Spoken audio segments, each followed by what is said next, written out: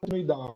A proposta, talvez, de aumentar o tempo da fisioterapia é porque muitas pessoas, e a doutora Sandra tem essa consciência, não conhecem o tanto que a fisioterapia pode contribuir para esse paciente, desde o começo que o paciente é admitido até o momento que ele precisa recuperar sua funcionalidade. Então, ela me deu um espaço grande, porque a gente precisa que esses pacientes sejam encaminhados para a reabilitação, que entendam a gravidade desse doente, quanto que ele fica ventilado mecanicamente, quanto que ele fica à mercê de sedação e de droga vasoativa e de outras drogas para poder melhorar o processo inflamatório que ele tem, tanto na COVID ou até mesmo quando o paciente sai de um processo cirúrgico, que a Kelly sabe muito bem disso, se submete a mais de 3 a 4 cirurgias ao longo da vida. E a gente tem feito um trabalho lá muito tímido ainda, porque falta indicação, né, dos pacientes na reabilitação, falta falar da necessidade da reabilitação. Eu acho que o momento foi muito oportuno, infelizmente numa pandemia, mas felizmente para conhecerem um pouco dessa fatia tão importante da fisioterapia. Então vamos lá, eu vou começar com a Kelly por ordem, tá certo? Fernanda pode nos ajudar, porque eu sei que ela também tem um pezinho na terapia intensiva, né? E aí, eu só vou fazer um claro que durante a aula, a explanação da Kelly, ela comentou muito sobre ousar um pouco, mas não deixar que a gente esqueça da hemodinâmica. Por muitas vezes isso é complicado no paciente que não é cardiopata, né? E no paciente cardiopata isso não pode sair, né, do nosso objetivo, né? A gente tem que estar o tempo todo monitorizando a hemodinâmica. E aí a Kelly falou uma coisa interessante, que muitas vezes a gente lá naquele grau da hipertensão pulmonar, a gente precisa sim de volumes mais altos, mas não que permitam que chegamos lá na capacidade pulmonar total, porque a gente pode aumentar a hipertensão pulmonar, né, a vasoconstricção e, na verdade, piorar a hemodinâmica do VD. Isso é muito prejudicial para o paciente. Mas a gente também precisa ventilar esse paciente. E a receita de bolo realmente precisa ser melhor avaliada. A gente tem alguns trabalhos saindo muito tímidos, fracos metodologicamente por algumas pessoas, por observacional, mas eu acho que eles têm trazido uma mensagem legal. Se vocês acompanham ou não, alguém da plateia acompanha os estudos do pessoal da Califórnia, de Los Angeles, do pessoal da Holanda, eles têm falado e interrogado: será que a extrapolação dos valores usados em criança é adequado? São indagações. Inclusive, um trabalho recente, uma revisão, eles perguntam: a lesão pulmonar pela ventilação, ela é realidade na pediatria? Ela tem o mesmo padrão do adulto? Porque a gente extrapola muito os valores, né? Isso do adulto, mas a gente tem, nesses estudos observacionais, muitos têm falado de que não é o volume que é responsável pelo desfecho da mortalidade. Eu sei, não são trials, não são ensaios clínicos, mas eles nos alertam a pensar em algumas coisas que talvez a gente esteja numa caixinha pensando só no adulto e extrapolando alguns valores. Eles falam muito de que desfechos piores foram impressões altas e que o volume da estratégia protetora de 6 ml por quilograma de peso, e abaixo disso, ele tem se ligado mais à mortalidade do que quando a gente usa 12, e talvez no máximo 10, de acordo com o que o paciente esteja precisando. Então, mais uma vez, colaborando com essa questão do banquinho de sentar do lado do paciente, monitorizá-lo e avaliar o que ele realmente precisa para ser ventilado, e não esquecendo jamais da interação cardiopulmonar, né, que essa ventilação nos desafia a pensar. Então, Kelly, eu gostei muito de uma fala sua na webinar da Sobrafig. Você fala: cuidado, gente, com a estratégia colapsadora. Eu acho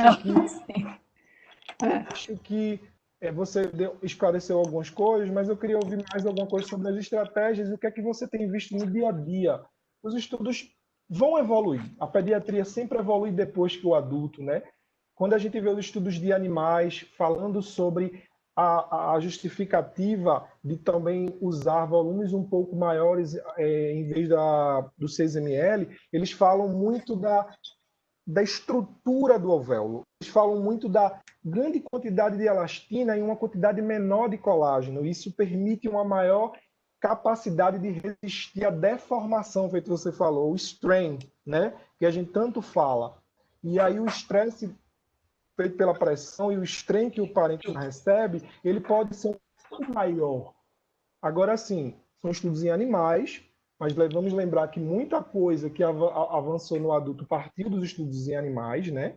Então a gente precisa ainda ver mais. A questão da imunidade, a criança faz muito menos mediador inflamatório do que o adulto, tem muito ligado à imunidade, a imunidade adquirida, a imunidade inata, ela ainda está imatura, e muito a ver com a célula do surfactante, com a molécula do surfactante. Ele parece que tem um padrão diferente do adulto. Então, eu gostaria de ver Kelly falar um pouco mais sobre essa estratégia colapsadora e tentar entender melhor como é que está sendo a experiência dela. Boa tarde de novo, gente. Acho que o comentário do Marcos foi excelente, assim, muito apropriado para o nosso cenário atual. Eu tenho dado algumas aulas e a gente tem tido muitos fóruns, né, mistos, do pessoal da pediatria com o pessoal do adulto lá no HC, especificamente para falar de assistência circulatória, né, de ECMO. Mas é mais ou menos a mesma linha de pensamento, e esses dias, eu não lembro se eu citei isso no webinar da Sobrafir, mas eu conversei com o Marcos a respeito disso, uma noite dessa a gente estava conversando. Uma coisa que se fala muito no adulto, né? Vamos reduzir volume, vamos reduzir volume, vamos reduzir volume. E aí, num desses fóruns que a gente entrou, uma pessoa sugeriu que a gente esquecesse, né, essa história de não se preocupasse com volume baixo e ventilasse um paciente pediátrico lá com 3,5 ml por quilo de peso, e num modo espontâneo. E aí eu disse assim, mas gente, 3,5 ml por quilo de peso é muito pouco. 4 que seja, mas é muito pouco. Não, porque tem adulto aqui na UTI que a gente tem feito isso, e eles têm saído de ECMO, eles têm sido extubados. A minha pergunta foi, você tem uma prova de função pulmonar desses pacientes que têm saído depois de uma estratégia de ventilação com volume tão baixo? Primeiro ponto, a gente tem, adulto tem uma superfície de troca gigantesca. Se ele perder ali alguns alvéolos, tiver uma zona de pulmão inviável, ou irrecuperável, ou irrecrutável, para usar um termo um pouco mais atual, talvez, provavelmente, funcionalmente, talvez ele não se prejudique tanto quanto a minha criança de 4 anos de idade, que eu vou permitir que ela ventile com um pulmão tão ruim, um volume pulmonar tão baixo. Aí eu não estou pensando em reabilitá-la. Eu até posso estubá-la, mas eu não estou pensando em reabilitá-la. Essa que é Mas, puxa, o que a gente está fazendo, né? Qual é o meu resultado? Por isso eu falei tanto na medição dos resultados, né? Onde você traçar um objetivo para a tua terapêutica. O que você quer? Você quer estubar a criança ou você quer reabilitar a criança? Então, esse é o ponto. Essa extrapolação de raciocínio de adultos para criança, a gente tem que colocar muita coisa aí no meio, sabe? E entre elas é isso. Provavelmente um adulto não tem um prejuízo funcional tão grande, perdendo 20% da área de troca dele, do que uma criança. É aí que a gente esbarra. Quando a gente diz assim, olha, não importa que eu não tenha pulmão recrutável, reduzo o volume corrente da criança e bola para frente. Quando eu ventilo uma criança com um modo espontâneo de ventilação, por exemplo, e ela está na posição supina, com o tão famigerado efeito Baby Lung,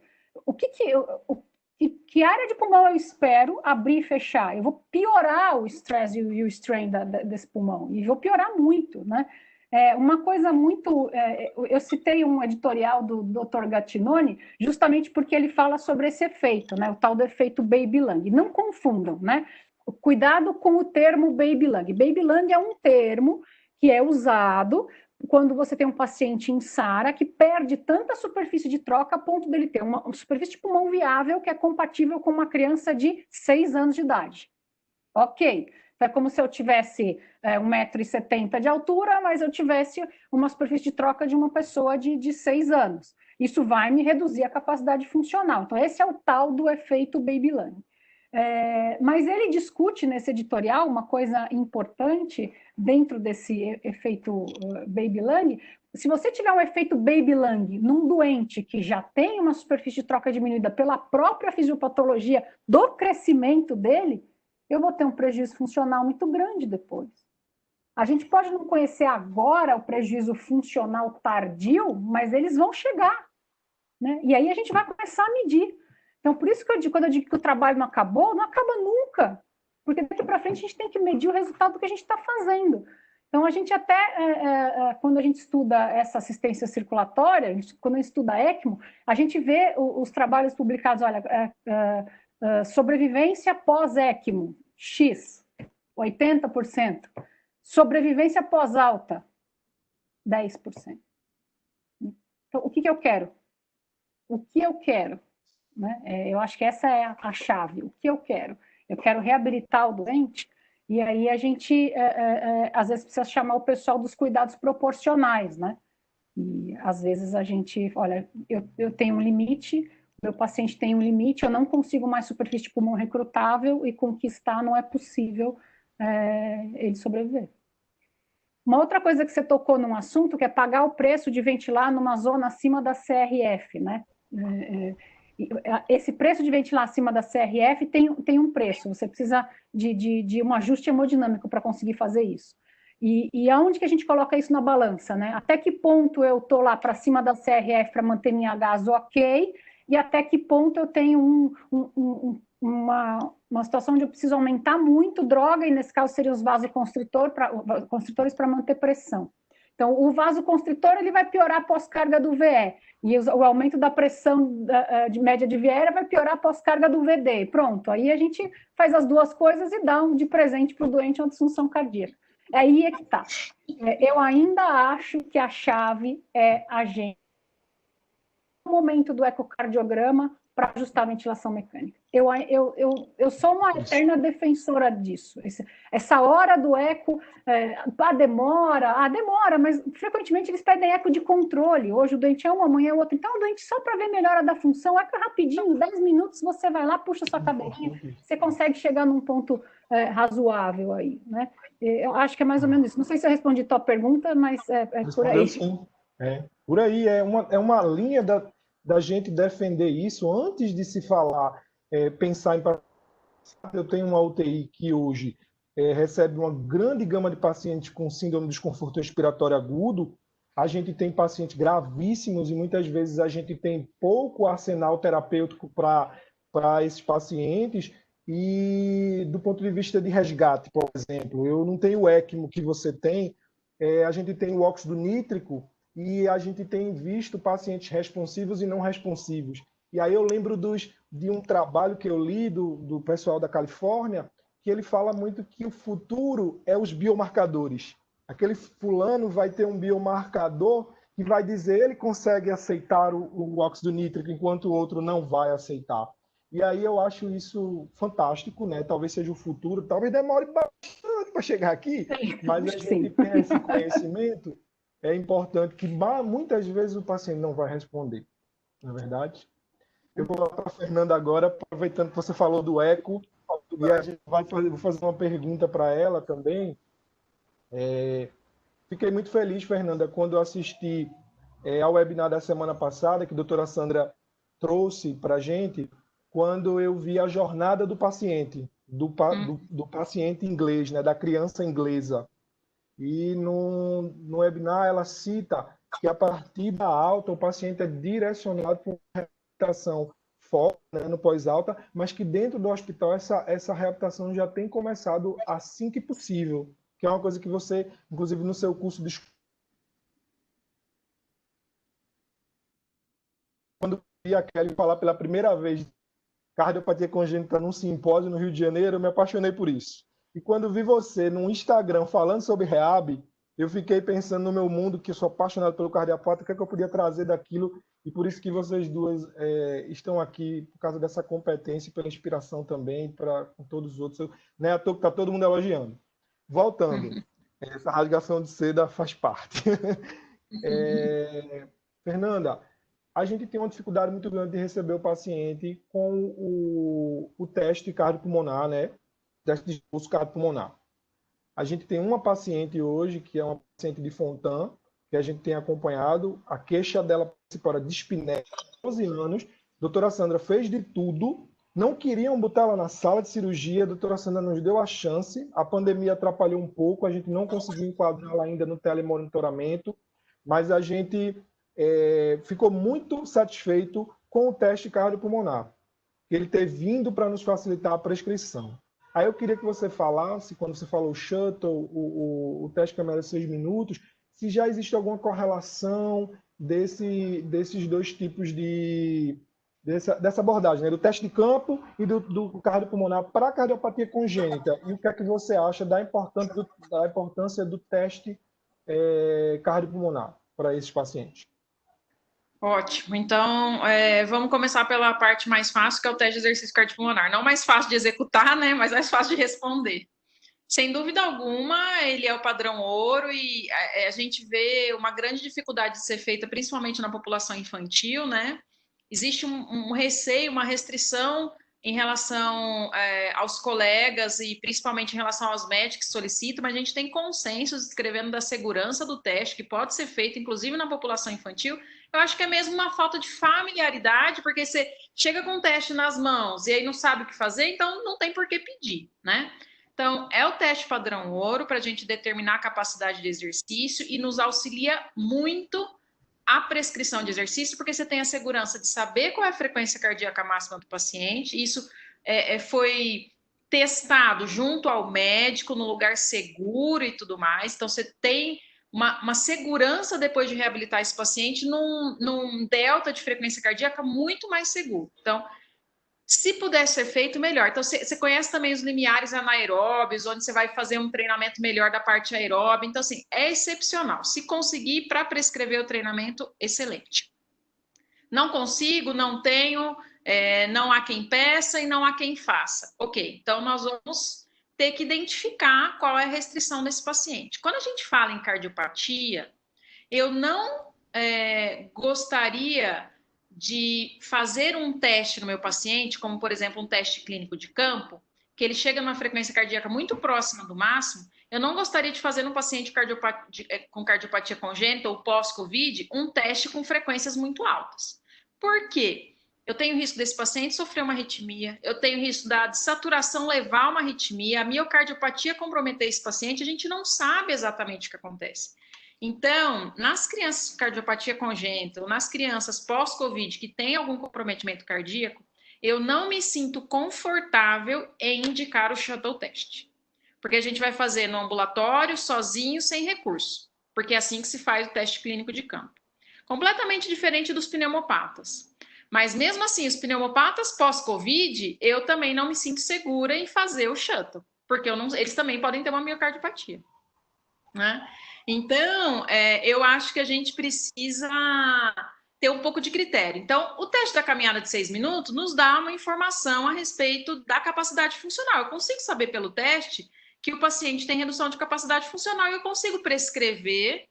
Claro que é uma intensidade menor, mas a gente consegue ajustar isso pelo Borg. Então, para esse público agora, muito específico, pós-Covid com cardiopatia congênita, eu acho que a indicação melhor é um TC6. Obviamente, é um teste de exercício cardiopulmonar.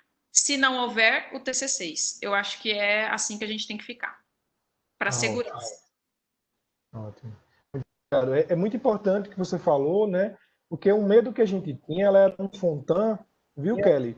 Que ela tinha aquela técnica mais antiga, onde você usa a parede do átrio, né, com conduíte, com o conduto onde usa a parede do átrio, né, o conduíte interno.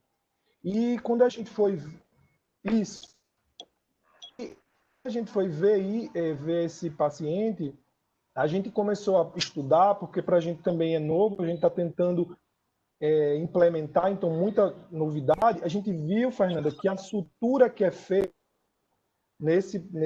que passa pelo átrio, ele, para montar esse conduto nesse paciente que tem uma fisiologia univentricular, ele é arritmogênico.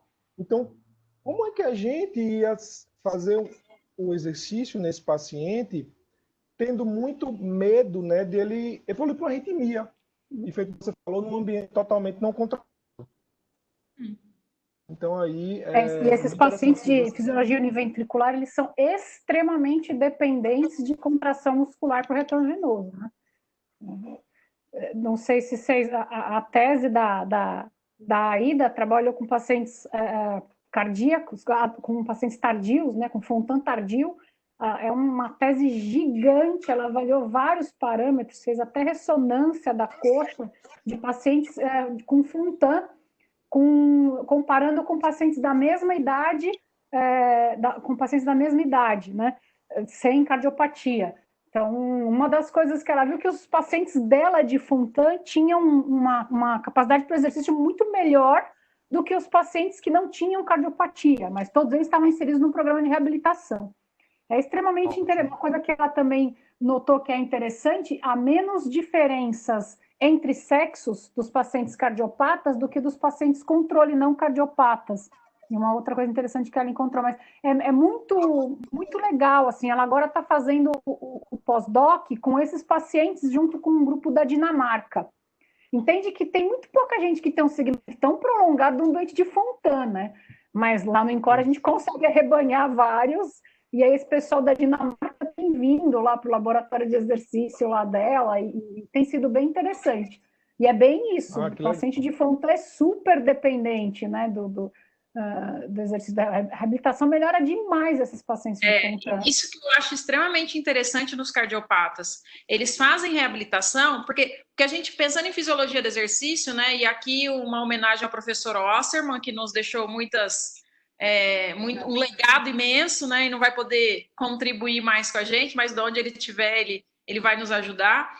Se a gente pensar nas engrenagens, né, pulmão, coração e músculo, o que melhora na reabilitação é coração e músculo periférico. Pulmão não vai melhorar. Então, os meus pneumopatas melhoram, mas meus cardiopatas melhoram muito mais. Muito mais, né? Então, isso é muito interessante. E aí, quando o paciente chega no pós-Covid, a gente não sabe, né, Fernanda? A gente está ainda no durante, né? A gente não vai saber o pós, né? E por mais que a gente tenha uma porcentagem pequena, essas crianças vão chegar, né? E a gente precisa estar preparado. Vou voltar para a Kelly agora. Né? Preparado e com segurança. Com segurança. Acho que isso é muito importante. Kelly, doutor... Alguém quer falar? Doutora Adriana, Lívia vai falar, por favor, a pergunta. Lívia? Oi. Ouvindo? Sim. Estamos sim. Seja bem-vinda, Lívia. Essa palestra, né, dizer as duas participantes, os três, na verdade, né? Kelly e Fernanda foram Marquinhos que me apresentaram. Kelly, eu tive o prazer de passar um tempo lá no INCOR, um profissional excelente, e Fernanda, a gente trocou muita experiência aí no curso, e venha fazer outro que a gente vai ter umas figurinhas aí para trocar, como o Marquinhos estava falando. Tá bom. Mas aí vamos para as perguntas. Kelly, você está perguntando... Abre a câmera, tá que pedindo para você. A gente não te vê. Travou. Vou tentar aqui, mas enquanto isso eu vou perguntando. Kelly, muita gente está perguntando para você falar um pouquinho da prona, né? Você falou aí que após 6 horas, né, da falha terapêutica, inicia a prona. Queria saber por quanto tempo, depois faz a gasometria, aí teve resposta. Como é que é? Fala um pouquinho mais para a gente, por favor. Então, vamos tentar resolver esse imbróglio da prona aí, que isso é uma outra coisa também difícil para a gente resolver. Em adulto, como que é? 6 horas de posição supina, sem melhora da relação PO2-FO2, prona. Então, não espera para pronar, porque se você esperar para pronar, você vai ter um aumento o efeito baby lung, e você vai ter uma área de pulmão não recrutável ali, muito grande, porque você pode já ter algum início de fibrose, alguma coisa assim. Então, adulto é isso. E fica pronado por quanto? Adulto, 18 horas.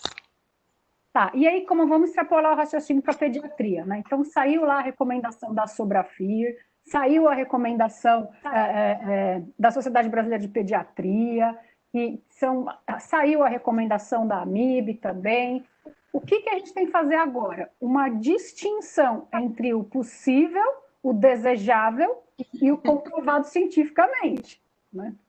Primeiro, para você virar um adulto, você vai precisar de pelo menos 6 pessoas para você fazer uma posição plana num adulto, a depender do tamanho dele e dos escates que o cercam, né? Catéter, monitorização, XYZ coisas. Para uma criança, belezinha, né? Você vai precisar de só um pouquinho de boa vontade e da enfermeira para não ser bem... Fernanda tem uma frase legal sobre isso, Fernanda, ela já falou no curso. Meu orientador no mestrado falava assim, Fernanda, quantas pessoas, eu trabalhava com adulto, um ano que eu trabalhei com adulto, quantas pessoas precisa para pronar um adulto? Ah, professor, deve precisar umas 10, né? Deve precisar umas 10. 10 sim, 10. 4 para virar e 6 para ficar falando. Não vira, vai dar errado, tá ruim. Desculpa, Kelly, interrompi, mas tinha que falar essa, não podia perder. Não, vai ser ótimo, ótimo. Na verdade, se a gente fosse pensar na condição ideal, você colocava o doente num espeto daquele de padaria e ia rodando assim, né? E rodando, e nunca você ia ter líquido em canto algum do tórax dele. Nunca você ia ter a área de pulmão não recrutável. Isso não é possível, né? Pode ser desejável, mas não é possível. Mas e o que o trabalho científico fala? 18 horas. Tá? Depois de 18 horas, você vai ter o mesmo efeito Babylang, só que o contrário. Esse é o ponto. Se você sistematizar na tua terapia intensiva, melhorou, coleta o magazo ali com 6 horas depois, você achou que teve uma melhora da relação PO2-FA2, você mantém o doente por 18 horas, deu 18 horas, você desvira. Tá ok. Vamos falar da pediatria. Você precisa de exame. É fácil coletar gases de criança? Se não tiver PAI, acho que não é muito fácil. Então, vamos pensar no cardiopata. Cardiopata, você consegue fazer a razão da oxigenação? Não, tem shunt, né? Se tiver shunt intracardíaco, piorou. Então, esquece a relação PO2-FA2, essa não vai ser seu parâmetro. Vamos usar a saturação periférica de oxigênio como parâmetro de melhora? Podemos usar a saturação periférica. Tá, mas ela pode ser influenciada pelo débito. Então, se você tiver um oxímetro de baixa perfusão, você está feliz. Se você não tiver, como é que você vai saber, não é verdade? Então, o ideal, se você consegue virar uma criança, pronar uma criança é mais fácil que pronar um adulto? Sim, é mais fácil que pronar um adulto. Isso é fato. Segundo ponto, eu vou usar com a criança o mesmo protocolo do adulto? 18 horas? Na prática, não. Por que na prática não? Você precisa de muita sedação para manter uma criança assim. Esse é o primeiro ponto. Segundo ponto, como a gente tem eventos de perfusão periférica ruim, com muito mais frequência, e o baixo débito cardíaco nas nossas crianças cardiopatas, se eu deixar uma criança cardiopata 18 horas pronada, eu tenho um risco de lesão muito alto, mesmo que eu coloque a criança em cima de todo um aparato para reduzir lesão. Nós recebemos para testar uma espécie de um travesseiro alemão. Um travesseiro alemão devia ter o quê? O tamanho da tela do computador, assim, umas 15 polegadas, de um computador grande. E a gente colocava a criança pronada ali em cima, para testar. Esse equipamento, ele tinha esse travesseiro, dentro ele era feito de uma coisa que parecia uma consistência, como se fosse um sagu, não sei se todo mundo conhece sagu, parecia isso. E diminuía os pontos de pressão. Então, o que a gente fazia? Botava a criança em prono e ia só apertando o travesseiro de um lado para o outro e ele já mudava os pontos de pressão. Então, beleza, você deixava o cliente ali. Quanto custa o travesseiro? Metade do preço do Servo-I, quase. Não, estou brincando, não é tudo isso, mas veja bem, é um custo também muito alto. Isso não é a nossa realidade. É desejável, mas não é possível. Então, entre o possível, desejável e o comprovado cientificamente, 6 horas de hipóxia refratária ao ajuste da ventilação mecânica, tenta pronar. Pronou, vai coletar um agaso? 2 horas depois, pelo menos. Agaso melhorou? Deixa pronado por mais 6.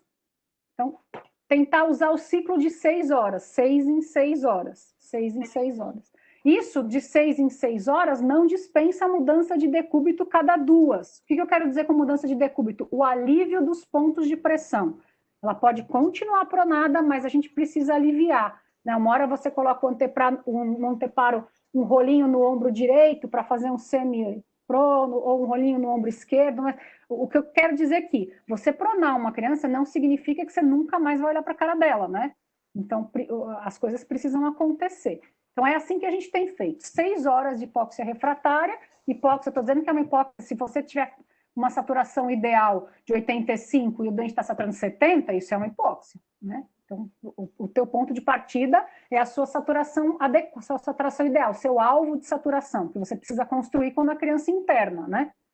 Então, se você tiver uma saturação muito abaixo do seu alvo de saturação por 6 horas, prona. 2 horas, gaso. Melhorou, mantém por 6 horas. Desprona. E aí vai indo. O raio-x não é bom parâmetro, gente. Se tiver bioimpedância, aí você está feliz, né? Mas aí, olha a distância possível e desejável de novo. É verdade. Bem, então Ótimo. voltando aqui para algumas... Mas alguma respondida. Tem mais alguma? Kelly, você falou muito dos pacientes que têm alguns efeitos rebotes com o uso do óxido nítrico. Fala um pouquinho também sobre esse uso aí, porque eu lembro que vocês utilizavam bastante com pacientes com hipertensão pulmonar, né? Mas com COVID é totalmente... Eu vou te falar, isso é um efeito meio hipotético, sabe? Tem uma revisão enorme no New England que fala sobre NO, e nenhum dos trabalhos, eles revisaram mais de 190 trabalhos, e nenhum achou um efeito descrito. É uma hipótese que faça o efeito rebote. Qual que é a hipótese? O que embasa isso? Fisiopatologicamente, quando você oferece óxido nítrico exógeno, você diminui muito a sua produção endógena. Então, quando você interrompe o fluxo de NO exógeno, existe a chance de você fazer uma vasoconstrição pulmonar. E se você não tiver uma monitorização de pressão de artéria pulmonar, você vai enxergar essa vasoconstrição pulmonar por hipóxia, né? Então, o paciente vai insaturar, ou fica cianótico, ou fazer uma diminuição abrupta da pressão arterial sem você ter a medida da saturação. Então, tudo isso é quase como uma característica de crise de HP, né? E a gente, na prática, não conseguiu documentar isso, mas a gente viu em pelo menos 4 de 20 pacientes com HP, a gente desligava o óxido nítrico e todos eles precisavam retornar para o óxido nítrico menos de 3 a 4 horas depois. E a gente atribuiu isso a um possível efeito rebote, isso é totalmente empírico, e fomos procurar protocolos de desmame de óxido nítrico em outros hospitais. Ocorre que a gente tem uma parceria com uma entidade não governamental, filantrópica, chamada HeartLink, não sei se todos vocês conhecem ou estão ligados a eles. Eles organizam programas de treinamento pelo mundo. Isso começou lá depois da Guerra do Vietnã, quando um médico do exército americano teve a oportunidade de conversar com umas crianças vietnamitas que eram super cianogênicas. Daí o cara resolveu levar essas crianças para os Estados Unidos, depois da guerra, para operar, para dar acesso ao tratamento para essas crianças, né? E aí ele começou a ver que tinha muito mais do que o que ele imaginava lá no Vietnã. Então ele disse, antes de trazê-las para cá, por que eu não treino pessoas aí para tratar essas crianças? E aí começou assim. Então essa foi a primeira empreitada do HeartLink, foi pós-guerra do Vietnã, como qualquer coisa, né? Como esse Covid, que é uma guerra, depois disso a gente aprende, né? Então, do mesmo jeito, essa organização foi criada, depois disso foi fundada lá oficialmente em 1973, e aí começou a fazer parceria entre os hospitais. Então, um grande centro de um país menos desenvolvido com um centro de um país desenvolvido. Nisso, o parceiro do INCOR é o SickKids, né, que é um hospital no Canadá, em Toronto, e foi lá no ano passado, em outubro, eu fiquei lá num treinamento. E uma das coisas que eu vi que eu achei super interessante é que eles desmamam o óxido nítrico. Isso também é empírico. Desmamam o óxido nítrico até 5 partes por milhão em 3 horas. E dos 5 partes por milhão para 0, em 10 horas. Então, veja que provavelmente esse efeito que é descrito, mas não documentado, ele pode existir, mas a partir do momento que a gente instituiu um protocolo de desmame mais lento, a gente parou de ter esse efeito de desligar e depois ter que ligar de novo. Nunca mais, desde outubro do ano passado. Então, isso é uma coisa que, tá bom, pode ser que eu esteja só elucubrando, mas parece que tem uma influência esse desmame de alguma forma, sim. Agora, Entendi. O que eu peço é critério, gente, pelo amor de Deus. Não dá para você dar óxido nítrico para uma criança sem saber se ela tem hipertensão pulmonar, pelo menos com um ecocardiograma, né? Isso é remédio, né? Tem efeito colateral.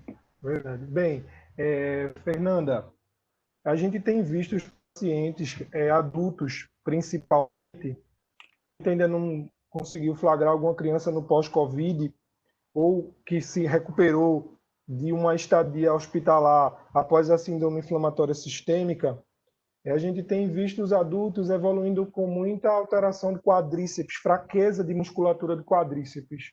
O que é a reabilitação, né, do ponto de vista pediátrico e para a criança cardiopata, pode ser feito assim para avaliar força, né, nas crianças, tipo de testes, e o que é que a gente tem de resposta com treinamento de força, se você tem alguma experiência para falar sobre isso e tentar fazer associação com o quadro do Covid, né, que é tudo muito novo, não temos estudos ainda, enfim.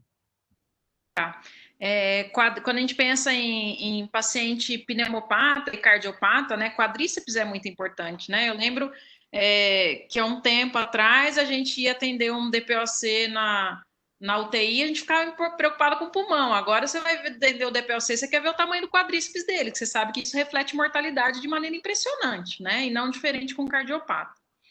E a gente sabe que a fraqueza pós-terapia intensiva também tem uma relação importante com essa diminuição da circunferência do quadríceps. Bom, em crianças abaixo, e aí tentando trazer isso para a população infantil, né? Em crianças abaixo de 12 anos, a gente tem pouca quantidade de fibra tipo 2, né? Que é fibra de força. Então, certamente a gente vai ver uma hipotrofia nesses pacientes que ficaram internados por muito tempo, e em especial os cardiopatas, que já têm uma reserva ainda menor, né? A gente vai ver uma hipotrofia desses pacientes. Só que em momento nenhum a gente consegue ter avaliações específicas para esses grupos musculares. Então, o que a gente tem feito para avaliar essas crianças, não pós-Covid, porque a gente ainda não chegou, né? Aqui no HC nós tivemos 2 crianças só na pediatria, uma na enfermaria, uma na UTI PED, mas nem foi entubada, ficou na não invasiva e saiu. Então, o que a gente tem feito nos outros pacientes pós-terapia intensiva? A gente tem que avaliar a funcionalidade. Por outros testes, não só por teste de caminhada ou corrida, mas, por exemplo, levanta e senta, porque você está avaliando força de membro inferior mesmo e até equilíbrio. Então, teste de levanta e senta tem sido uma excelente alternativa para isso. E aí a gente já usa o teste para treinamento também. A gente usa para avaliar o tempo que ele demora para fazer o teste, que esse é um desfecho. E a gente usa depois o teste para fazer treinamento mesmo. E a gente tem feito o time up and go também, porque agora a gente já tem valor de normalidade para a população infantil também. E aí a gente sabe que esse tempo está relacionado à coordenação, caminhada e tudo mais. Então, eu estou dizendo tudo isso para falar que abaixo de 12 anos a gente não vai avaliar força especificamente. A gente vai avaliar a função e movimento e habilidade da criança. Acima de 12 anos a gente pode trabalhar com um RM, né? Claro, se a gente estiver no mundo perfeito, que a Kelly gosta, né? Se a gente tiver isocinética, perfeito, né? Acima de 12 anos dá para avaliar a isocinética, mas a gente não tem. Então, vamos de avaliação de capacidade funcional mesmo e testes específicos para membro inferior. É o que tem.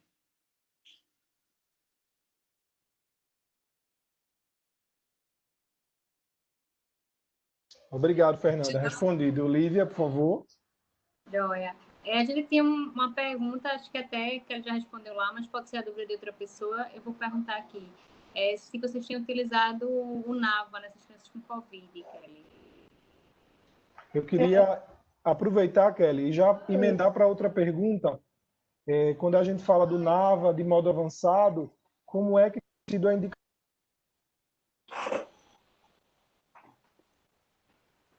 Travou seu vídeo aí. Foi, travou. Deixa eu ver se ele manda a mensagem aqui que eu vou responder. Indicação do Nava. Indicação do NAVA e já puxar indicações do ECMO. Tá. Indicação do Nava eu posso falar. É quem tiver o aparelho. Que é o melhor, né? Ué, tá bem indicado, não tá? Pois é, ó, sabe que tem um editorial na Respiratory Care, velho já, 2009. E aí o título do editorial é Nava, New Tool ou New Toy? É uma nova ferramenta ou é um novo brinquedo, né? Mais ou menos isso aí. O argumento do Nava é bom, né? A gente que estuda cardiologia pediátrica, a gente engole bem o argumento do Nava, né? O modo que triga pelo trigger elétrico do diafragma, muito menos assincronia, muito menos pressão média de via aérea. Vai lá para os estudos do pessoal lá da Lara Sheker-Demian, puxa, que legal, eu consigo manter o ventilador espontâneo. Nossa, que maravilhoso, né? Uma ventilação caótica, mas aquilo é sincrônico. É caótico, mas é sincrônico. Mas a gente ventila assim caótico, né? Então, é uma coisa legal. Só que é uma coisa cara. Até hoje, a Maquet detém no Brasil a patente para usar isso. Você precisa comprar um servo I ou um servo U com um módulo. Você tem que comprar o módulo à parte e comprar as sondas à parte. Para instalar não é difícil, é fácil. Dá para alimentar a criança com a mesma sonda, também dá. Agora, é um modo espontâneo, né? Quando a gente fala, por exemplo, de usar um modo desse numa criança em ECMO, então, na verdade, você já está pensando numa transição, inclusive, para o desmame da ECMO, né?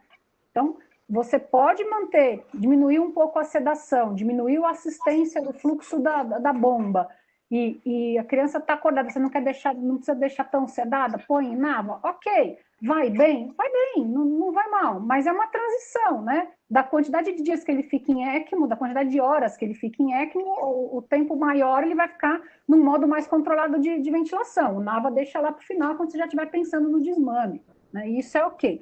Mas qual é a sacada da cardiologia? É o acesso da cânula. A causa de ECMO em pediatria, em cardiopediatria, a causa de ECMO é uma ponte pós-cardiotomia. Então, normalmente, o acesso é central, tórax aberto. Não é canulação periférica. Aí eu pergunto, vocês acham que dá para a gente deixar uma criança de tórax aberto, canulação central, com Bogotá no peito, em modo espontâneo? Desconforto, já vão aumentar muito a atividade elétrica diafragmática. Quando você sobe a atividade elétrica diafragmática, mesmo que você trabalhe com um nível de Nava pequeno, 1,5, meio centímetro de água por milivolt gerado, quando você sobe a atividade elétrica diafragmática num choro, por exemplo, o pico de pressão fica alto. Aí eu deixo de proteger a via aérea. E aí eu vou ter a injúria autogerada, a autoinjúria pulmonar. Então, o risco de você manter uma criança gravemente enferma num modo espontâneo é você cair para o lado da autoinjúria, que também é ruim, né? Então, a gente tem que parar para pensar um pouquinho e individualizar a estratégia. Eu sou uma defensora do Nava. Eu sou defensora do Nava. Eu tenho uma experiência muito legal com o Nava. Mas esse doente da SARS-CoV não é o melhor doente para a gente colocar um Nava, não. A depender da fase, né? Se nós estamos falando de uma fase de desmame lá para frente, ok, né? Lógico. Pode colocar. Agora, eu pergunto para vocês, vale a pena vocês irem lá e trocar o ventilador mecânico para colocar um Nava, porque vocês estão querendo desmamar, a gente está querendo desmamar a criança e estubar? Puxa. Difícil. Aí eu não sei, se você está com o ventilador, o módulo está lá, você consegue colocar, é uma questão logística. Agora, você trocar o ventilador para usar o módulo, o que justificaria, na minha opinião, é você tentou estubar e teve uma falha. Aí talvez seja, não, vamos mudar, vamos cortar. Nós falhamos nessa estratégia, escolher outra, né? É mais ou menos isso. O que mais, Marcos? Desculpa, faltou alguma coisa. Não, é isso só. já aproveitando, porque algumas pessoas estão mandando pergunta pelo WhatsApp também. Aí tem uma pergunta também sobre a questão da experiência que você tem com o transplantado. Aí se aproveitar aí, né, o imunossuprimido, e aí a gente já faz uma ponte para a Fernanda para ver se ela tem alguma coisa com esse paciente na REAB também. Nessa fase da SARS-CoV, nós perdemos uma paciente de 12 anos, transplantada, com uma SARA bem grave que evoluiu em pouquíssimas horas. Foi o único paciente transplantado que a gente deu conta que teve diagnóstico, né, pelo menos que está sob nossos cuidados, que teve diagnóstico, e o único que teve diagnóstico faleceu. O que corrobora com um dado que a Fernanda mostrou, que a chance do paciente cardiopata em pegando a Covid evoluir para a forma mais grave existe. Essa paciente, ela até então não tinha doença isquêmica do enxerto, e ela fez uma doença isquêmica do enxerto. Ela não tinha e fez, né? Então, provavelmente a miocardite aí acabou com as coronárias dela, do enxerto, e ela acabou falecendo. Exatamente a causa da parada foi uma fibrilação ventricular, e aí não voltou. Então, essa foi a nossa experiência com o transplantado. Não temos diagnóstico, mas não temos mais nenhum diagnóstico, um único paciente. Não temos mais nenhum. Mas a tua pergunta é boa, porque esse doente transplantado normalmente é um doente que se cerca de cuidados de isolamento já sem Covid. Então, ele é o cara que tá lá dentro de casa. Ele não vai no mercado, né? Ele não vai tomar um goró na esquina com os amigos, né? Ele não vai contra o isolamento da pandemia. Então, talvez seja essa uma coisa. Antes de começar a aula, eu estava lendo um trabalho sobre pacientes com hipertensão pulmonar e que evoluem com a... Deixa eu botar aqui na tela, que não estava na aula. Vê se alguém consegue ler. Ótimo. E esse trabalho fala bastante daquela história dos inibidores da ECA, né? Então, o que ele fala? Que os doentes com hipertensão pulmonar, a incidência, até agora relatada nos artigos científicos, é baixíssima, porque normalmente é um doente que está isolado, né? Esse é o doente que está isolado. Mas sendo infectado, os que se documentam que foram infectados, óbito. Nós temos uma criança com TX, 14 anos ela tem já. Ela fez 14. Mas não é Covid, a gente começou a reab dela, ela fez o transplante em meados de janeiro, ficou internada, ela estava internada desde novembro, não era para fazer o transplante, enfim, suspeitando de uma distrofia neuromuscular associada, fizeram o transplante em janeiro e ela entrou para a nossa reab ambulatorial. No primeiro dia que ela foi de alta, ela começou a reab. Que legal. Foi, sim, evoluiu super bem até meados de março, quando a gente teve que parar. Agora a gente está fazendo com ela telemonitorada e está indo bem também. A gente até adaptou, ela adora andar de bicicleta, mas não tinha condições de começar a andar de bicicleta. A gente pediu para o pai tirar a roda de trás e virar, então ela fez uma bicicleta estacionária.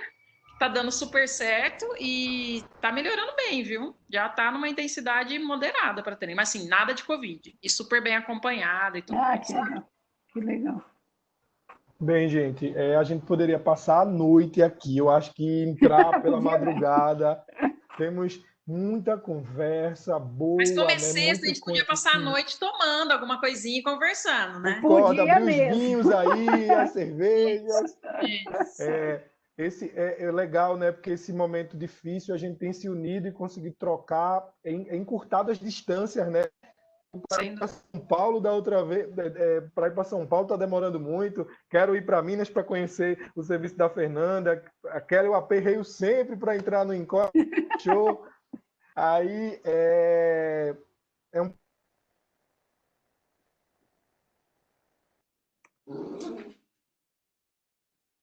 Travou, Marcos. Aí voltou.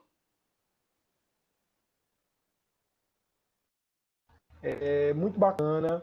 Eu fico feliz do evento ter dado certo. Temos 23 pessoas ainda sobreviventes, né? E com a discussão em alto nível, tá, gente? Inclusive, a Raíssa ainda está aqui, viu?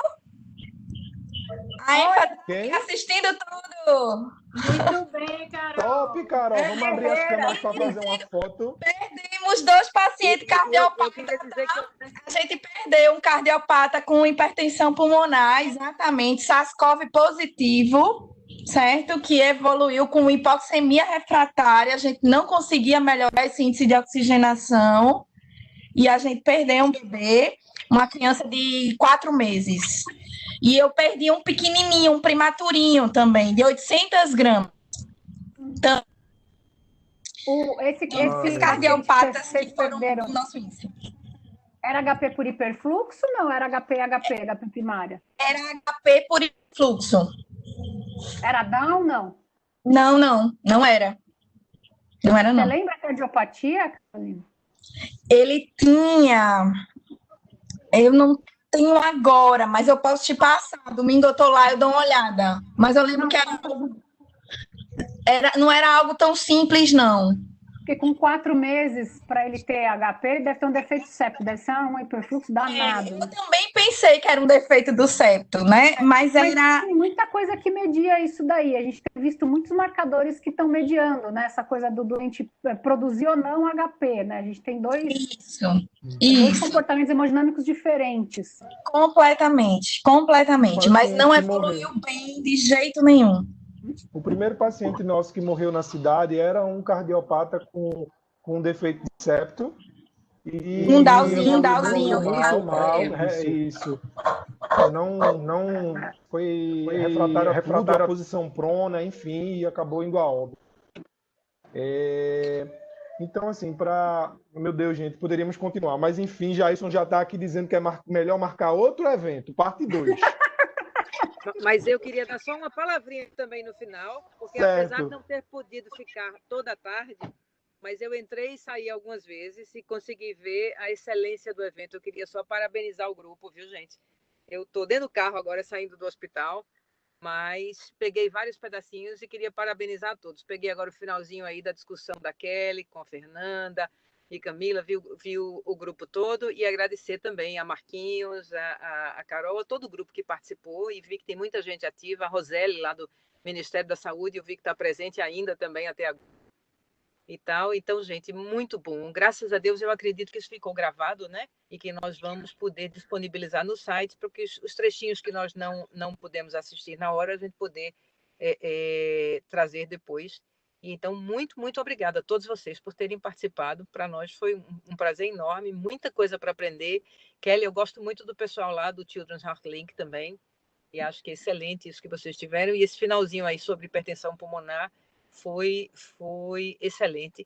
É algo que eu acho que a gente deveria interagir mais e conversar mais, né? A gente está com toda essa preocupação com a síndrome inflamatória, inclusive agora com alguns casos, talvez, da síndrome inflamatória por transmissão vertical. Não sei se vocês já viram, mas a gente está com uns 2 casos aí, né, de neonatos, inclusive esse que Carol perdeu do prematuro.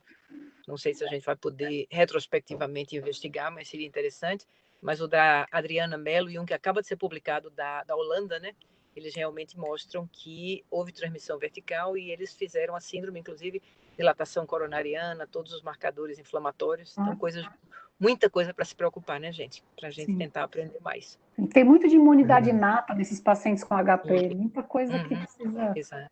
Ainda tem que elucidar, né? É verdade. Parabéns pelo evento, doutora Sandra, estava excelente. Alto nível e parabéns pela organização. Obrigada pelo convite, doutora Sandra. Eu fiquei muito, muito feliz, estou muito grata por estar compondo esse grupo aí, viu? Obrigada, Marcos, doutora Sandra.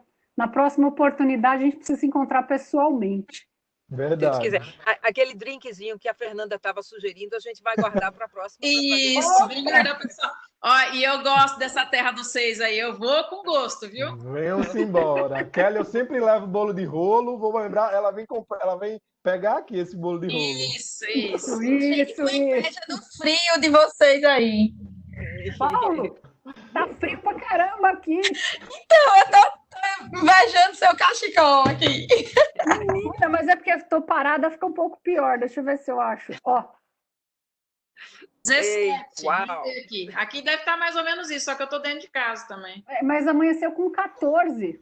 Ah, não, aqui tá bom, aqui tá 24. Aí, tá Aqui bem, tá tá bem, Pois é. tá bem. Gente, muito obrigado.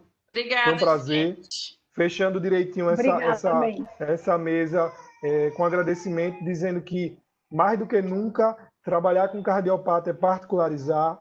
Entender o Covid é entender muita coisa que vai além apenas, vai além de apenas uma experiência atual, mas sim uma experiência antiga que a gente já tem há muitos anos na fisioterapia, na enfermagem. A gente está juntando o nosso pacote de conhecimento e aplicando para tratar o doente, porque não sabemos muita coisa, é muita hipótese, né? A gente está tratando uma SARA grave, a gente está aprendendo que responde uma coisa, não responde a outra. Então, eu acho que a mensagem final é que a união faz a força.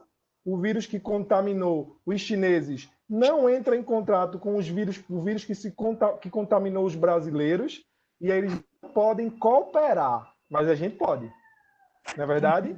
É isso Então, aí. um abraço imenso. Vamos abrir as câmeras para tirar uma foto e finalizar, senão a gente não para de falar, já vi que a gente gosta. Isso aí. Um abraço, Kelly, um abraço, Fernanda, Carol, todos os participantes. Abraço, pessoal. Lívia e Karine sempre me ajudando. Obrigada, essas Lívia. loucuras. Bom ver vocês. Saudade. Igualmente, saudade. Vem pra cá Cadê comer um Jailson? doce de leite. Eita, a Carol saiu, não Acho que ela acredito. caiu. A rede está meio lenta dela. Acho tá que lá, caiu, tá? Tá bom, é um motivo para fazer o próximo. Aí, boa. Eita, a Karine apareceu. Ó. Pronto, gente. Muito obrigado, tá? Tchau, Obrigada, gente. Até mais, vamos encerrar. Com Deus. Obrigada, doutora Sandra. Muito Obrigada. satisfeito, muito Todos também. satisfeito. Amém. Parabéns. Amém. Parabéns. Obrigado, Parabéns. gente. Tchau.